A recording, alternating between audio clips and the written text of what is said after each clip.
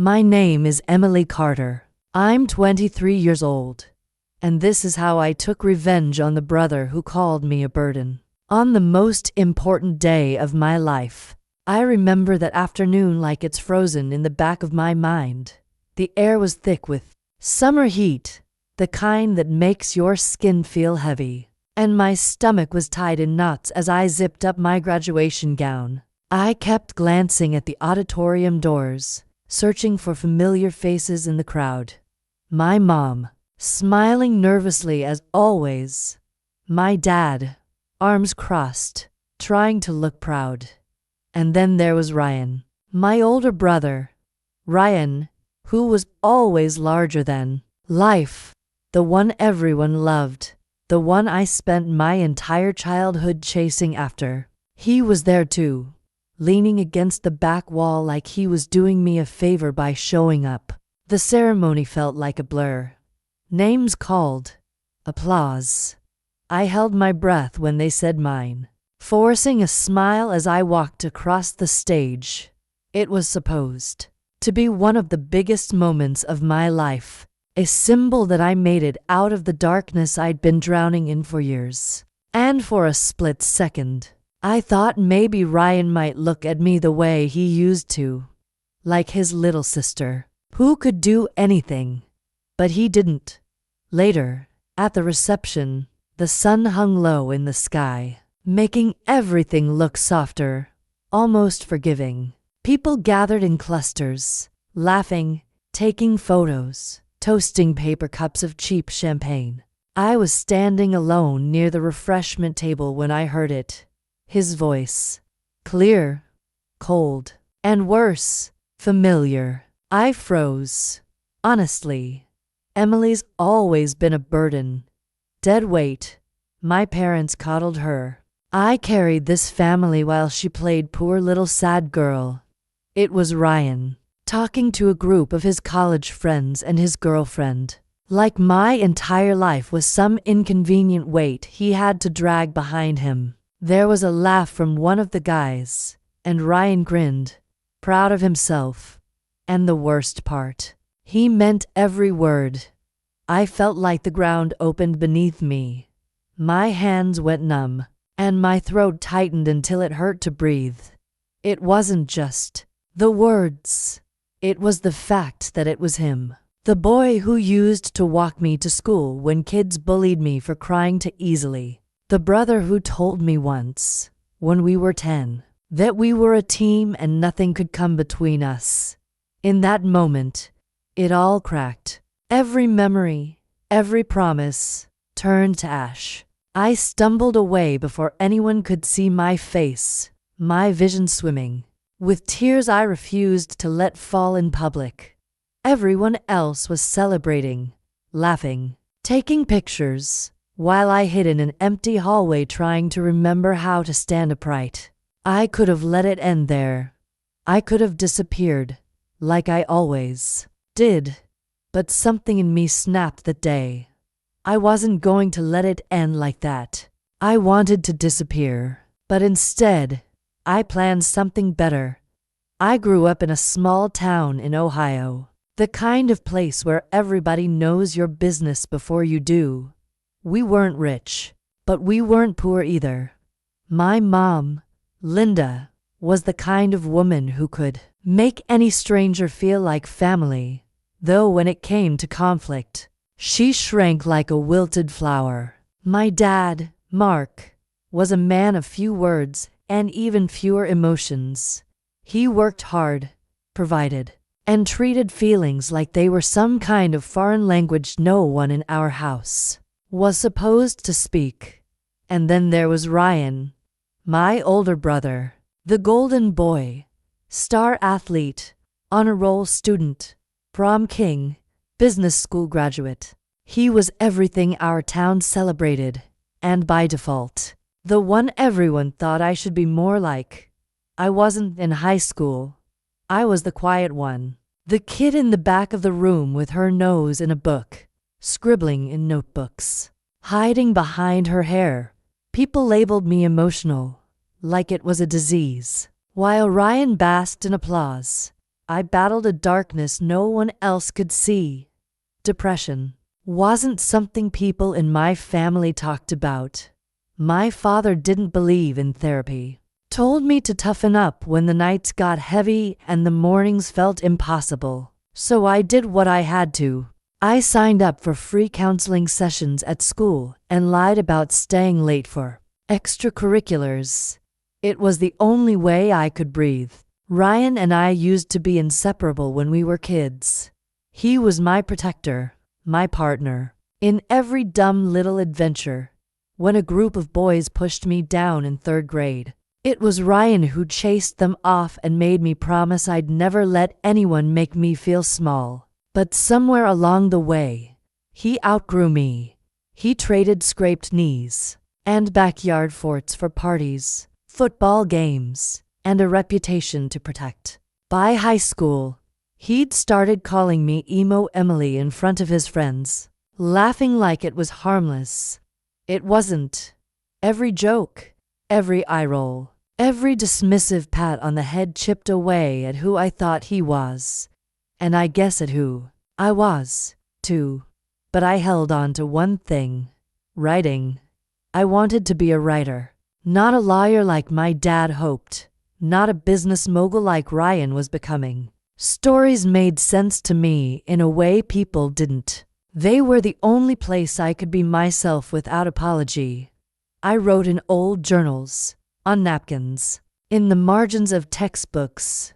It was the one thing no one could take from me after high school. I didn't get a fancy acceptance letter to some prestigious university. I worked minimum wage jobs, took community college classes at night, and slowly pieced my way towards something better. It wasn't easy. I missed parties, holidays, and 1,000 milestones just trying to keep my head above water. But eventually, after years of grinding, I landed a scholarship to a state college. It wasn't Ivy League, but it was mine. And for once, I felt like maybe, just maybe, I'd earned the right to be proud of myself.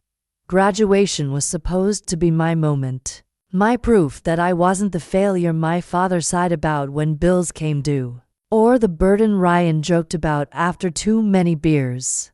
My family made the trip out, my mom fussing with my hair, my dad barely speaking, and Ryan showing up late, already halfway drunk, bragging about his latest promotion at some tech startup no one asked about. He smiled at me like he was doing me a favor just by being there. That should have been my warning. The only people who genuinely showed up for me were Megan and Principal Harmon. Megan's been my best friend since we were 15.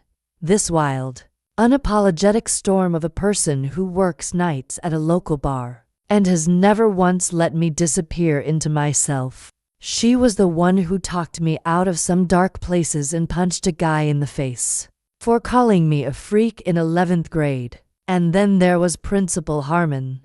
Well, Dean Harmon now, who pulled me aside after reading one of my essays about surviving mental illness in a town that treated it like a dirty secret. He saw something in me when no one else did, checked in after class, wrote me recommendation letters when no one else bothered. Those two people reminded me I mattered, even when I didn't believe it. I had them.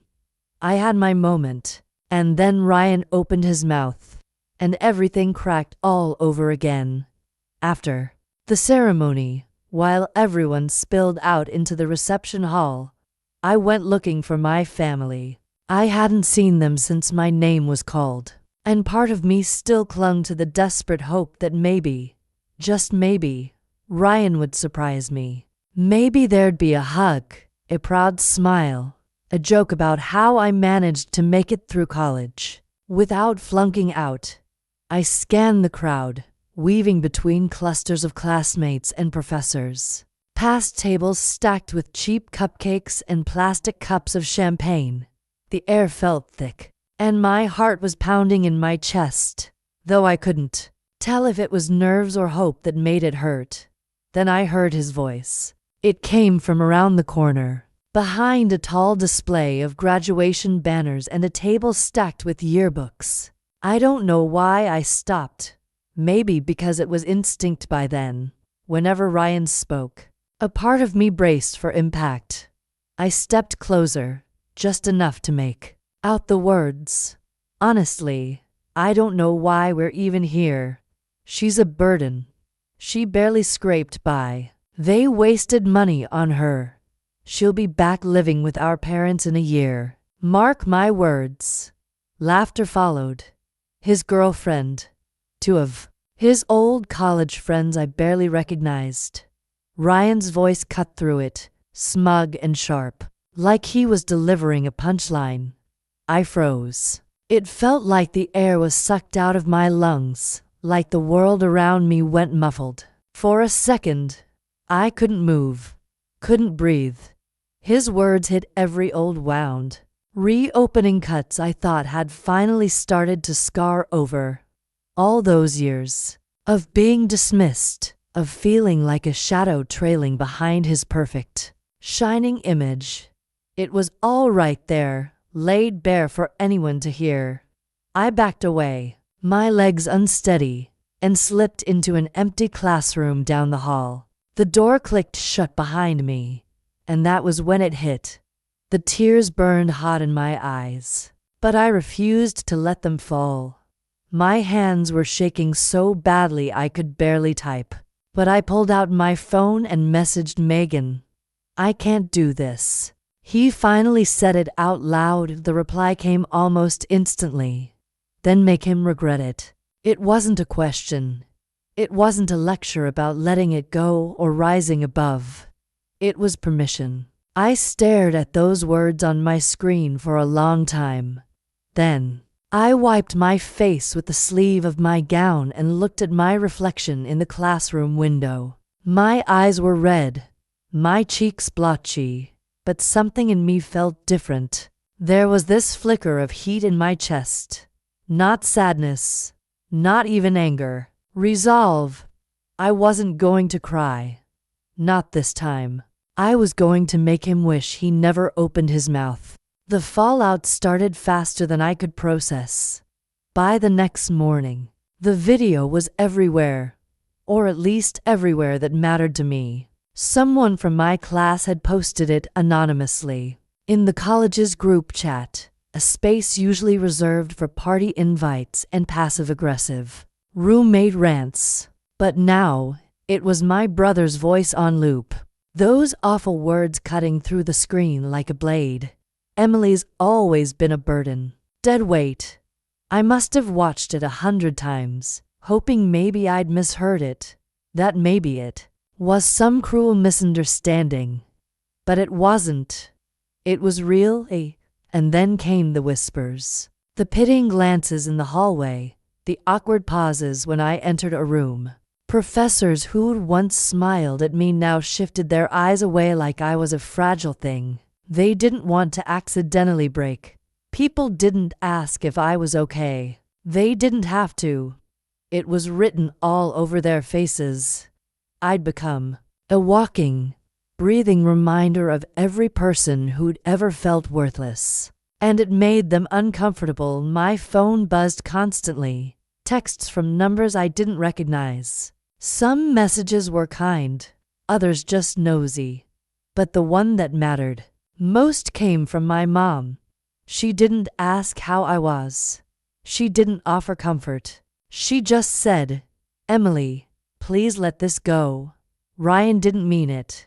You know how he gets when he drinks." As if the alcohol had crawled into his throat and spat those words out for him. As if being drunk excused breaking your sister's heart.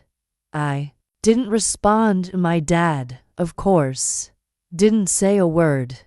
At dinner that night, he told my mom to stop fanning flames over stupid sibling drama, and went back to watching the evening news like it was any other Tuesday. That was always his way.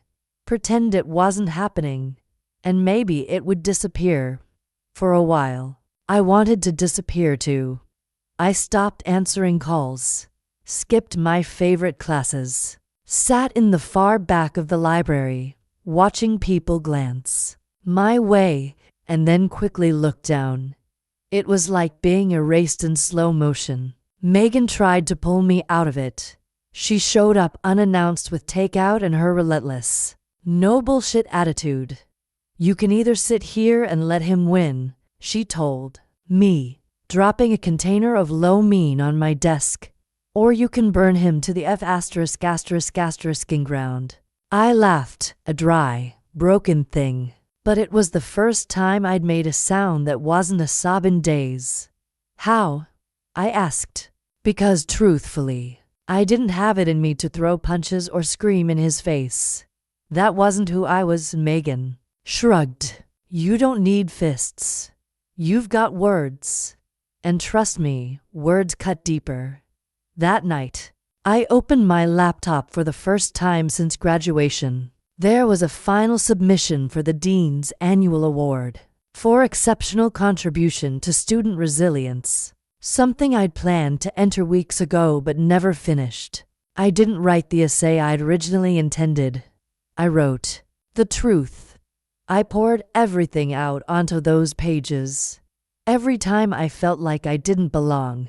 Every cruel nickname. Every time Ryan made me the punchline to his jokes. Every time my parents let it slide. I wrote about the nights I counted pills in my bathroom at 16. About the secret therapy sessions I lied to my family about. About surviving in a house where silence was the loudest sound. I didn't hold back. And when it was done, it felt like I'd clawed my way out of my own grave. But Megan wasn't done. "You want revenge?" she asked the next day, a wicked gleam in her eye. "Don't yell. Don't fight. Beat him where it hurts. His ego, his reputation." And that's when the plan started to take shape. Ryan wasn't just some guy with a job. He was the perfect son, the model employee, the guy who made speeches at company mixers about integrity and hard work. But Megan knew things, and I remembered things. I dug through years of old texts and emails. The snide remarks, the backhanded compliments, the proof of who he really was when no one else was watching. Every passive-aggressive insult. Every time he made me feel small and then acted like I was overreacting. I saved it all. The final spark came a few days later when Ryan texted me, "Ryan, grow up. Don't ruin this for me. I have big meetings coming up. You're making the family look bad." I stared at those words for a long time. I could hear his voice in them. That same tone he always used when he was covering up guilt with arrogance. And something inside me, the part of me that used to flinch when he spoke like that, it broke. I didn't flinch this time. I just whispered to myself, "Not anymore." The night of the Dean's Honor Ceremony, I almost didn't go. I stood in front of my mirror for a good 20 minutes, my stomach tight, hands clammy. Part of me still wanted to crawl back into the safety of my room and pretend none of this had happened. But then I remembered Ryan's message. "Grow up. Don't ruin this for me." And just like that, something in me solidified. I wore a simple black dress, nothing dramatic, no glitter or sequins, but I felt powerful in it. Megan picked me up, blasting old angry breakup songs in her car and grinning like we were on our way to rob a bank. "You ready to watch a man's life implode in real time?" she asked. I didn't answer, but I nodded. The ceremony was held in the old auditorium. String lights hung across the ceiling. Faculty and students milling around in their best clothes. The air smelled like cheap cologne and nervous excitement. As soon as we walked in, I saw Ryan. He was leaning against the back wall, drink in hand, smirking like none of this touched him, like he was above it. His girlfriend clung to his arm, whispering something in his ear, and he glanced at me with a look that made my skin crawl. That look he'd always given me growing up, part condescension, part amusement. like I was a pathetic little thing he tolerated out of boredom. I ignored him and took my seat near the front. About halfway through the ceremony, Principal Harmon stepped up to the microphone. His voice, steady and warm, filled the room. Every year, he began, we recognize students for their academic achievements, their leadership, their service. But sometimes, there are students whose contributions aren't as easily measured, whose strength lies in surviving what others might not have. And this year, one student's story reminded us all why resilience matters. I felt my pulse in my throat. He continued, tonight, we present a special award for unyielding courage and integrity. There was a ripple in the room. No one knew this was coming. Harmon picked up a folded sheet of paper and started reading. At 16, I learned how to cry in silence so no one would hear. I learned that sometimes, the people who are supposed to protect you are the ones who cut the deepest. I learned to wear invisibility like armor, and I learned how to survive. The words were mine. My essay. He was reading it aloud. Not my name, but my story. Gasps floated through the room. A few students turned to look at me. Megan squeezed my hand.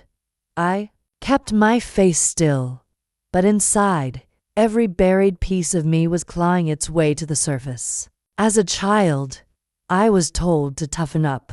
That feelings were weakness. That depression was drama.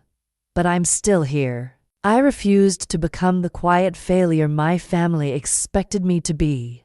The audience shifted, a thick, electric discomfort rolling through the space. And then, like it was choreographed, my classmate Connor, the one who'd recorded the video, stood at the back of the room and hit post on the college's public social page. Within seconds, Ryan's drunken voice filled every phone screen in that auditorium. Honestly, Emily's always been a burden. Dead weight. A collective gasp swept the room.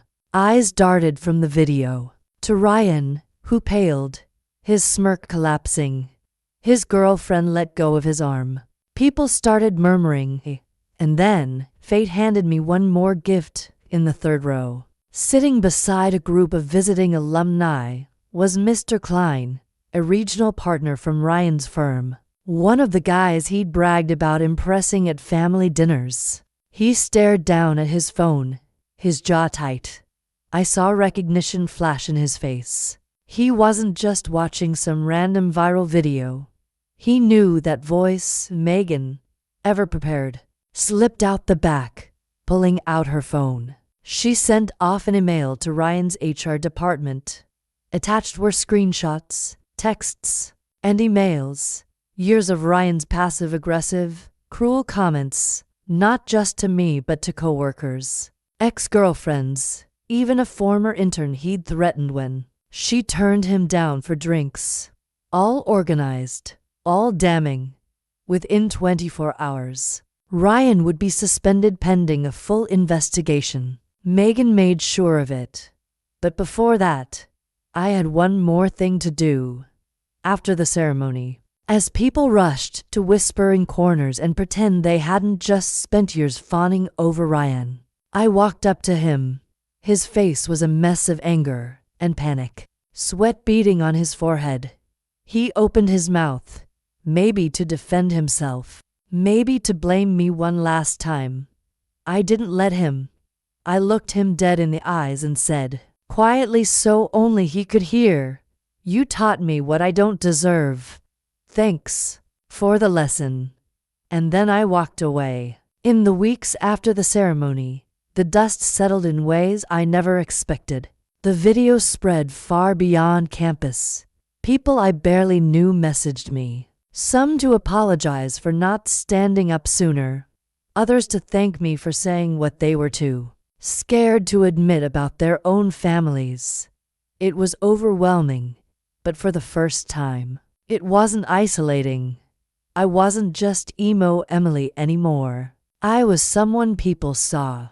A local editor named Claire Matthews reached out a few days later. She ran a small publishing house downtown, mostly independent essays and memoirs. She'd read the essay I submitted for the Dean's Award and wanted to offer me an internship. "Your voice matters," she wrote in her email.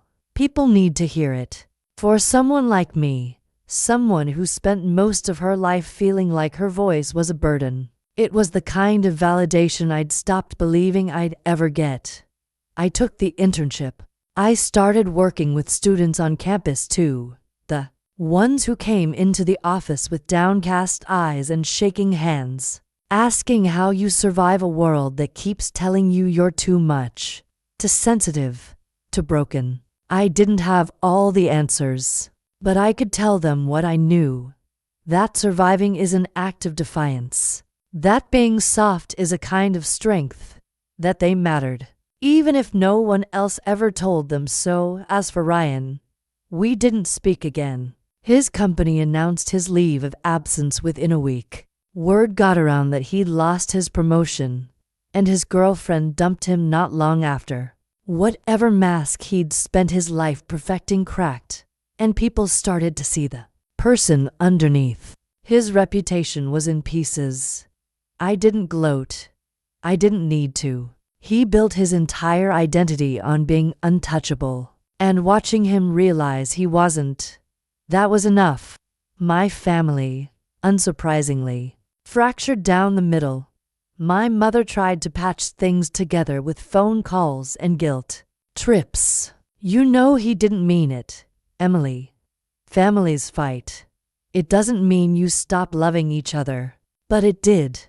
Or at least it meant you stop letting love be an excuse for cruelty. I kept my distance. I answered the occasional text but stopped going home for holidays. I stopped pretending we were fine.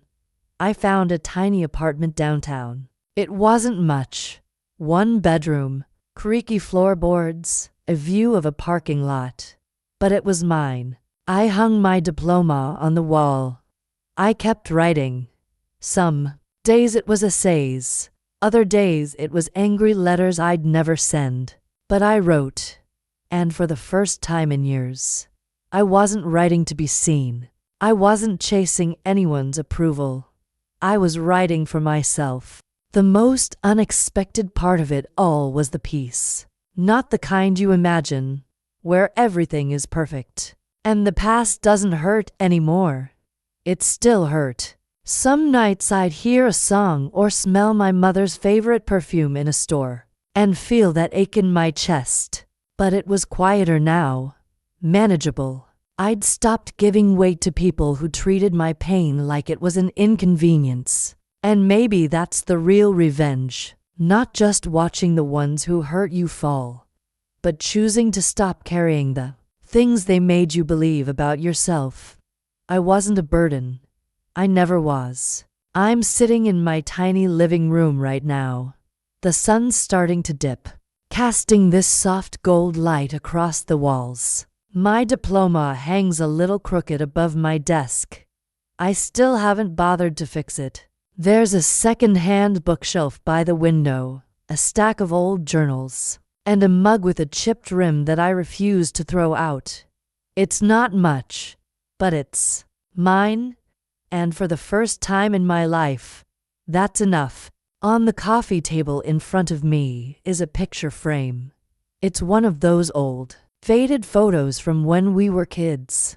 Ryan and me in the backyard, grinning like idiots, ice cream smeared across our faces.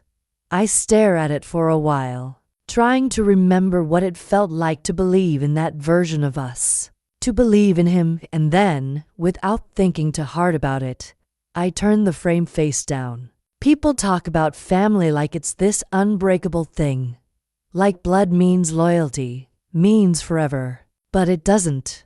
Family isn't who shares your last name. It's not who stands next to you in photos. It's whoever shows up when the world falls apart. And sometimes, the only person you need to show up for is yourself. I've spent so much of my life carrying weight that was never mine to hold, apologizing for taking up space, for feeling too much, for not being what other people wanted, but not anymore. If anyone ever calls you a burden, make sure they regret carrying that weight.